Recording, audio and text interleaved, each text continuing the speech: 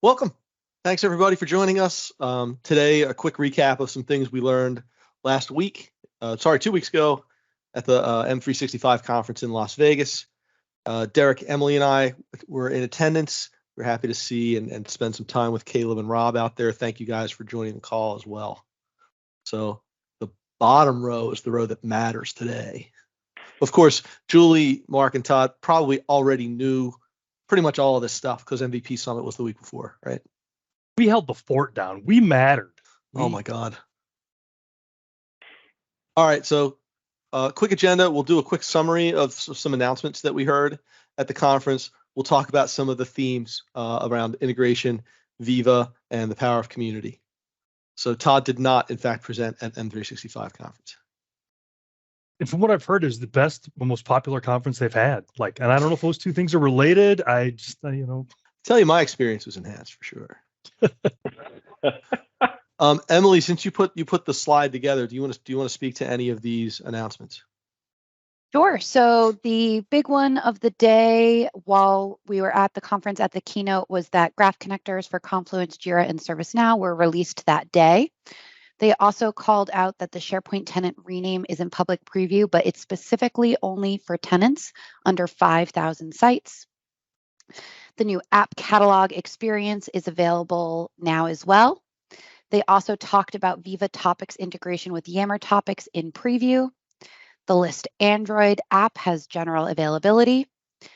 They had a couple of different Ask Me Anything sessions. So this next one came out of that, where we inquired what the future plans are with learning pathways and Viva Learning. And they said H2 2022 is their goal, which is really great to hear. Derek, I'll let you hit the next one. So we also, in conjunction with Microsoft, created a Viva Connections adaptive card extension design gallery, and that was available and is now in the App Store, where I'm going to talk about that in a little more detail in a few minutes. And then the last one, which I personally am very excited about, is the member of rule for dynamic groups. So if you have one dynamic group, you can say these participants who are a member of this group should also be a member of this one here. So that one is coming soon. I checked the roadmap for a roadmap ID today and I couldn't find it. So we don't have specific follow-up details on that one just yet. So Emily, if you had to guess, if you had to estimate, how long have you been waking up every morning and wishing for that exact bottom line there? How many times have you and I tried to find a way around that missing? Has it been the entire time we've known each other? Probably, yeah, I would say so. That might have been the first conversation you and I ever had. In utero. 21 years. Yep. So that was a big one for him. She's handling herself well, but she's bubbling with excitement about that one. Accurate. I will say on the new app catalog experience, I can see it in my tenant, but only if I try to go there through the SharePoint admin center. That if I'm in my app catalog and I click on it, it yeah, that's expected. That's their intent for now. They have not released the fix so that if you navigate to the site collection directly, that you get the same experience. Yeah. I've seen a couple of tenants where there's now, if you go to the app catalog site directly, there's a bar at the top that says, go to the new manage app experience. So it doesn't automatically take you there, but it gives you a link you can use to go there. So I've seen that in a couple of my tenants. Yeah, and is there any way you can fiddle with the URL? I haven't checked to see if I've got it, but is there a... Oh. Yeah, there MAS? is. Hold on, let me find out what it is for. I just got to remember off the top of my head. Rob, that just showed up in my tenant. Yeah, I think it's brand new. I just refreshed the screen. So anyway. Sorry, I was muted. Breaking news. Thanks, Derek. Derek, let's ask you to drill down a little bit. Let's talk ACEs in a bit more detail. All right. So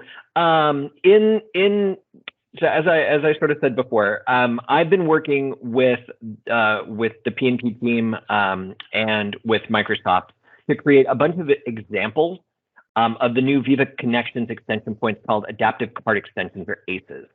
And so the latest thing that we've worked on, and the reason why I'm bringing this up is because they showcased it in the keynote with Jeff Keeper. So this is an update from the conference. What's involved is 12 design samples of adaptive card extensions, and that can all go on the new Viva Connections dashboard. They're really designed to showcase the art of the possible. They're for demo purposes only. It's all static data, or demo-based data. So it's not, go into a SharePoint list or anything, but it lets you see what you can do with the ACEs, how you can work with them to meet your business needs. And there's a whole bunch of different ones, like an event list, a COVID a registration form, holiday timelines, those kinds of things. Super cool thing is that it's available free to you in two ways. Number one, it's in the App Store, and I'll tell you how to get there in a second. And it's free, so you can just download it, click the Add to App catalog, and then you can deploy it to your tenant. And it should be beautiful and let you sort of show the art of the possible. The other thing is, if you're a developer and you want to see how we did any of this stuff, it's actually available via the SPFX reference repo. And you can go down there, clone the repo, see the code that I used, grab the JSON files and any of that. You're also able to ask questions in the issues list if there are any. And then you can take these and tweak these for yourself. So if you want to take one of them, you're like, oh, I love that design, I can use that. You can actually just copy and paste out the code into a new ACE, and then you can deploy it in your own environment. And so, Mike, you want to switch to next slide? So there's two ways, as I said, to get this. The source code is going to be at simpinfo/ACE Design Gallery. And the second way, if you want to just deploy it through the store, would be to go directly to the store from your app catalog, go to the SharePoint store and search for Viva. You will see the blue PNP playing card for ACEs, and it says Adaptive Card Extensions. You can just click the button that says Add to Catalog or Add to Tenant. There is one thing you do need to do, and that is there's a personal app attached to it. Sorry, I forgot that part. In addition to the 12 cards, there's a personal app attached to it that handles sort of deep linking and acts as sort of and acts as a sort of host for the deep links, and a personal app as a sort of catalog and design gallery that you can show. So you do have to synchronize the two teams. That's in the instructions in the app catalog as well. So Derek, you got the shout out from Jeff during the keynote. It was nice to see the Some Praxis name up on stage, and then Ed asked you to stand up and take a bow in his session. I think I might have missed the session where they were chanting your name and carrying you around the room on their shoulders, but I heard that was pretty cool as well. And I have the feeling that you're going to be dining out on this for a long time. I was just telling Emily, it's both super exciting and also super exhausting. But yeah, we as a group, as SimPraxis, were really visible at the conference, and so that was really exciting to see our name sort of up there in on the big screen. I think Caleb, towards one of the later sessions, was like, "God, you guys again? Gee, give it a rest, will you? You were sick of us before. Enough already." Pretty much. You guys were stalking me, I swear. We had similar taste in sessions. Emily, I get it. I got a kick out of the better together because it lines up really well with the Pixel Mill CryoSpark messaging. I don't know if that was an intentional nudge there. So for folks in the community, if you didn't know, Pixel Mill and CryoSpark announced the merger, I think the first day of the M365 conference.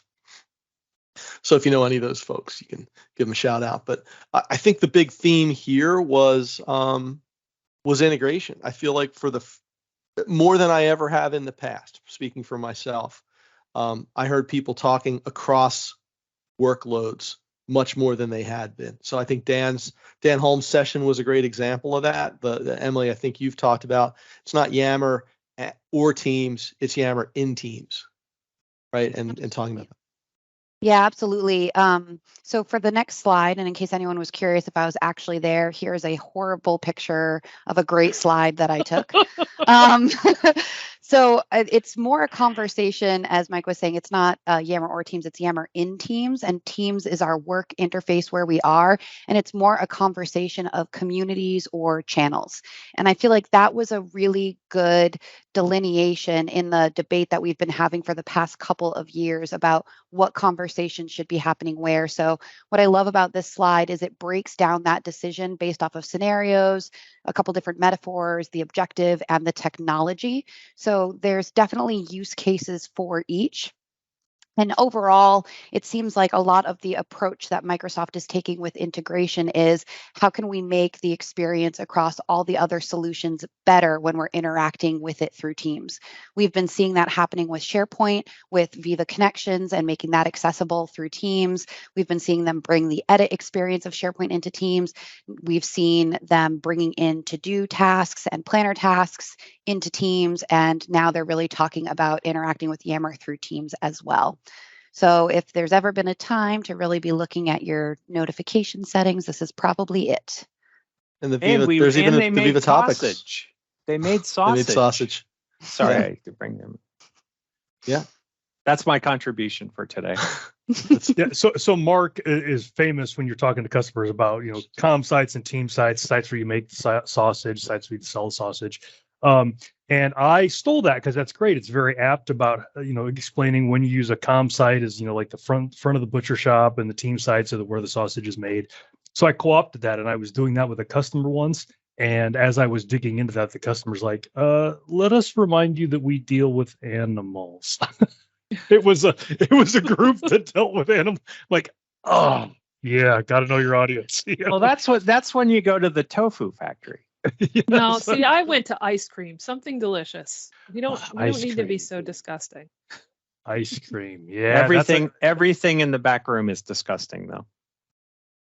Ice cream? Sweet. Well, then the metaphor doesn't work. Sure, it does. It's messy, but it's delicious. Yeah. So you got to be. So I'm afraid of the making the sausage thing now, because I fell on my face with it once. It's like the person getting hit by a bus, right? They won the lottery. They didn't get hit by a bus. They won the lottery. Yeah. Or they drink their own champagne. They don't eat their own dog food. Thanks, Caleb. Yeah. Yep. That's it. All right. On this point, also, I thought the Viva AMA was kind of a noteworthy occasion. And again, it's in large part there's community people represented in the Viva AMA, but also product team leadership. You've got product engineering heads and stuff up there, and I felt like the interplay and the interaction across product groups under the Viva banner, if you will, was as good as I've seen ever from Microsoft. Any thoughts on that?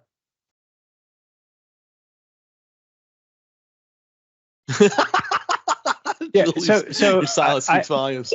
I have a question. Did you feel that Viva as a branding mechanism is making more sense after that conference? Because in the beginning it was four separate products, if you will, that sort of had the same name. Are you sensing a better theme there? There was a concerted effort by the Microsoft staff and the product managers and so forth to represent a united front. So there were multiple AMAs with representatives from learning and topics and connections and all of the above. So I think they're working on it.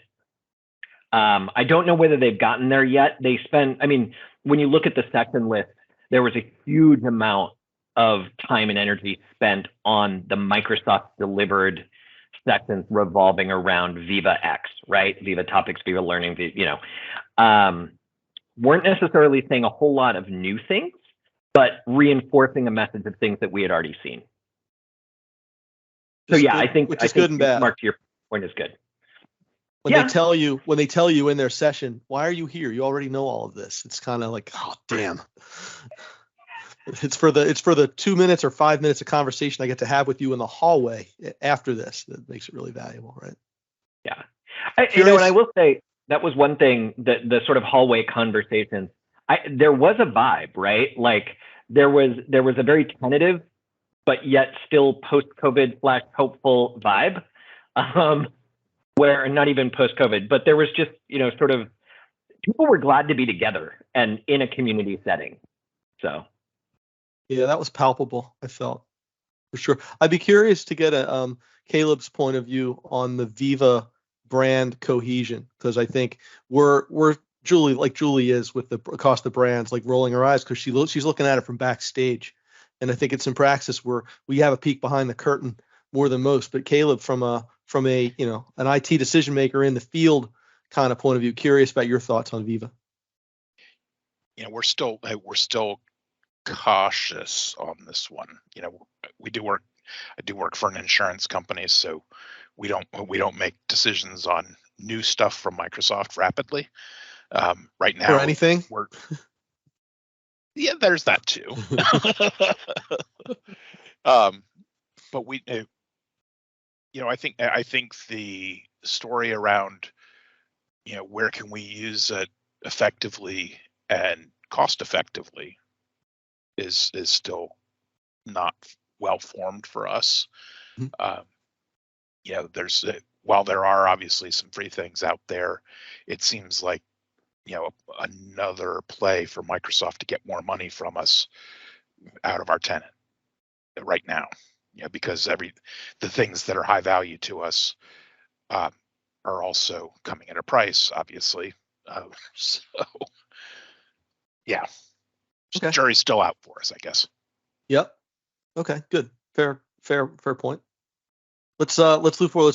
Since we're just beating Viva to death here. So go ahead, Derek. Yeah, this is definitely your purview. Yep.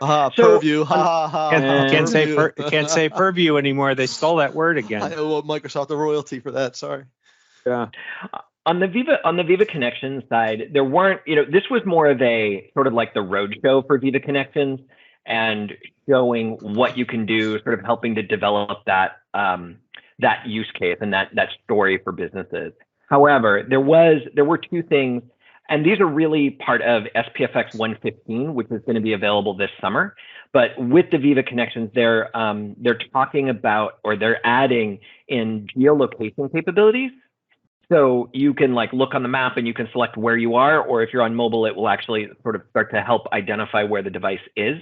And the other thing was native camera application, so that you can upload an image, whether you're on your desktop or whether you're on a mobile device, which is kind of cool because then you start extrapolating Viva Connections in these cards to, say, a help desk incident where you need to create something, enter in data, and then start to click a button that allows you to upload a picture of that thing. Or you're reporting an incident in a location that you need to then geotag, that kind of stuff. Exactly, Julie, the mobile technicians there. So it really enabling those frontline workers. So those two things should be coming out mid to late summer, depending on when SPFX 1.15 rolls. It's in the preview now. But it won't be GA until later in the year. And we will be working on samples that include both of those features coming up pretty soon. So if you keep an eye out on us, we'll be able to let you know when that lands. Cool. Elsewhere on Viva, I spent some time in Naomi's session on topics. I did go back to look at the roadmap to see what's public. And because there's stuff in private preview with an early adopter program for topics that we can't talk about, but everything that we can talk about is in the roadmap. So Emily pointed to the Yammer, the addition of Viva topics in Yammer. The Teams workload, I think, is in the process of shipping. It's just a question of which ring you will be in terms of when you see it in your tenant. I think the addition of topics to Teams, if we go by Microsoft's stated purpose of Teams being the principal work surface in which you do your work most of the day, is a big uplift in the prospective value of topics, because now they meet me where I'm working, not necessarily in a Yammer community or on the intranet, but the stuff where I'm going to do my job every day. So that is imminent. The other that's on the roadmap is a new topic curation experience. So if you've worked with topics at all in the topic center, the managed topics, tabs, they're not great, right? There's some custom controls in there. They don't respond or sort or filter the way you would think they ought to if you're used to using lists in SharePoint. There is I think a much listier experience for topic curation on its way. So those are the big headlines from a Viva Topics point of view. So something near and dear to everybody's heart at Simpraxis, I think, is the power of community. And Microsoft had some announcements about a community initiative of theirs. So who wants to? Emily, do you want to lead us on this? Sure. So on the next slide, we have more details about that. So essentially, there's 3 different parts of it. There's a Microsoft Community Advisory Board where members get to directly influence strategy, resources, and logistics of these different community programs. From the Microsoft side, there will be Caruana, Heather Newman, and Scott Hanselman. And if you want to sign up to participate, you can use that AKA MS link at the bottom of the slide. It sounds like the first call is going to be in early May. They also have a community support program. So they're looking to deliver foundational support for event marketing, speakers, and identifying larger platforms and systems that can power the return of these technical skilling events. Their goal is to have the different community leaders be able to decide what event format is best for them. And then Microsoft provides event recommended practices, systems, and tools for that delivery. In this blog, what I thought was really interesting is they were calling out the impact of COVID on all of these events and acknowledging that we do want to return to in-person, but we've also seen a huge impact on how inclusive these hybrid or virtual events can be. So the answer isn't one or the other, it's probably going to be both. And then last but not least, there's the Microsoft 365 Community Days. So Microsoft will allow new and existing community members to find, participate in, and run these events in any area they choose. Something we saw happen, I believe it was the past year and a half, was the end of SBS events, which I know was such a pillar of the community for everyone to know where these different SharePoint Saturdays, which morphed into, Microsoft 365 days, where they were happening. And now we don't really have that centralization anymore. So I'm really hopeful that this community initiative is going to be the new centralized place where we can find out about all this information. And those of us who are active, sorry, Julie. Rob has. Oh yeah, Rob has his hand up. Yes. Yep, I did. Mr. Windsor, go ahead. Yeah. So I'm not sure if you were in the session, but Heather and Caruana, who you mentioned, actually had a session, like a roundtable session on this, and it was interesting I thought it was interesting anyway, that Jeff Teeper just like showed up and actively participated in the session, and he voiced a lot of the things that you just mentioned about, his perspective is that there needs to be some in-person component, or he'd like to see some in-person component added, just because I think we lose a lot of the not session content parts of a community event when we're not in person. So, but I just thought his participation was interesting to me. So those of us who are involved in community and community events, I see Mike Dixon on the line. Emily, you run a user group, etc.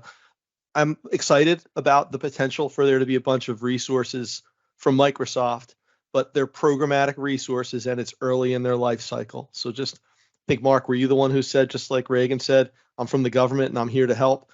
I'm from Microsoft and I have a program for you. We always approach that with a little bit of trepidation, I think. But it's new. And I think eventually, like anything else, Microsoft turns the battleship, they train their guns on the target and they obliterate it eventually. It just takes a long time to turn the battleship. Wait. So is Reagan going to shoot me with guns? Is that? That's it. Yes. Yeah. Yes. Try to keep up. Got it. Yeah. Ray guns. Okay. Got it. There you go.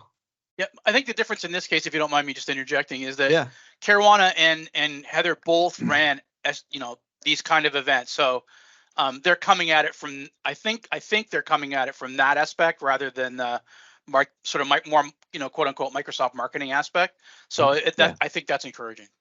No, I think there's a lot of potential here. I think, to me, it's let's see what they start to offer and figure out how that's going to be useful for, the New England area for like our collab days effort in October. I was just going to comment on that very thing because we've sort of taken a stand and I suppose it's, some of us as stands that for the event that we run, which is now called Collab Days New England, we are going to make that an only in-person event because we feel like that's the point of it, is that socialization that you sort of get in between things, or just because you're in proximity to someone else, and because it is so technically difficult to do a hybrid event, and we haven't wanted to take that on, but having potential for resources to make that easier and make that streamlined and more turnkey would open that up potentially. So we'll see where it goes. And Julie, we're fortunate to have a lot of engagement from Microsoft already between Chris Bortlick and the MTC and Bob German. We've had a lot of great advocacy and engagement with them, and McNutt's, sure. Yeah.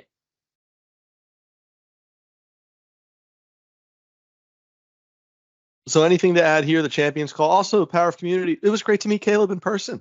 I've been hearing your voice and seeing your face in 2 dimensions. Nice to see you and Kyle in 3 dimensions. Is he your significant other now? Is that why that got shout out? Shout out. Yeah. Oh, okay. Yeah. That makes more sense. Yeah. All right. It certainly makes more sense than what I thought it meant. And no, I'm not saying. Yeah. So Caleb, I heard you only said glowing, very respectful and honorific things about me. That's the story I heard. Of course, Todd. I mean, you just get painted with the tar and feathers because you're associated with Shane. Yeah, that's a dark part of my past. Yeah, that's.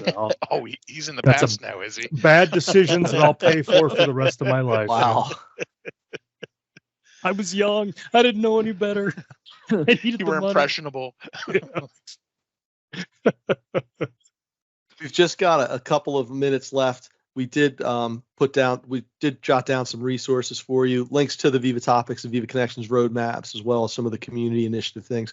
I just saw, like about an hour ago, Jeff Tieper tweeted a Viva Connections AMA session with the Microsoft engineering team next week.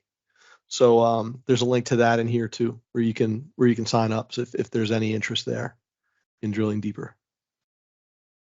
The next is, as this was the first one in a while for a lot of us to get out there in public, but it's certainly not the last. There's a lot coming up. Anybody want to talk about upcoming events to underscore or no? And Emily, I noticed that the Tampa Bay user group tomorrow night to talk about Loop was actually not in this list, and Loop had some interest at the conference. I avoided Matt Wade's session at the conference because I knew he was delivering it tomorrow night at your user group, and I'd rather go and support that. That's a good point. I guess the list we have here is specific to where the Sympraxians are actively speaking. So since I'm just the host and Matt's the speaker, I didn't consider adding it here. But maybe we want to start putting user groups on this list too, just as a resource of things going on in the community. So it's a good point. I'll put the link to the meetup in the chat for anyone that is interested in that one specifically. And no, we won't have a quorum for the next when it was going to be the Mike and Julie show, we were like, no, this is not a good plan. So everybody else is going to be at staff, and Mike and I will be staying behind, manning the shop, keeping the trains running. So if you're out there in the Julie and I are in Seattle at EduCon 365 or 365 EduCon. So, and I'm delivering 6 sessions. So yeah. How are you doing 6 sessions? I don't know. For real. Although I think I'm doing 4. Lots of coffee. Oh, I'll help. I can help you. I submitted a bunch thinking, oh, here's some to choose from, and then they chose everything. Select all. Apparently. Control A. Yeah, not a good feeling, let me tell you. Ouch. Oh, that's brutal. Mm-hmm. Exactly, Caleb. So if you're out there in the world, if you're planning on being at any of these events or conferences, if you want to join the Tampa user group tomorrow night, please don't be shy. Say hi. It was great to see people in person. So we'll post what we're going to do the next Ask Some Praxis after Ceph in the next couple of weeks. Anything else? Keep an eye on social media. Yeah, we'll do. I think that's it. Thank you, everybody. Rob, Caleb, thank you for sharing your bits as well. Great to see you. Pleasure. Yeah, and Thanks, thanks for everybody. putting up with Take care those of it. guys. in Bye, everybody. Vegas, Thank Rob and you. Caleb. Thanks. Bye.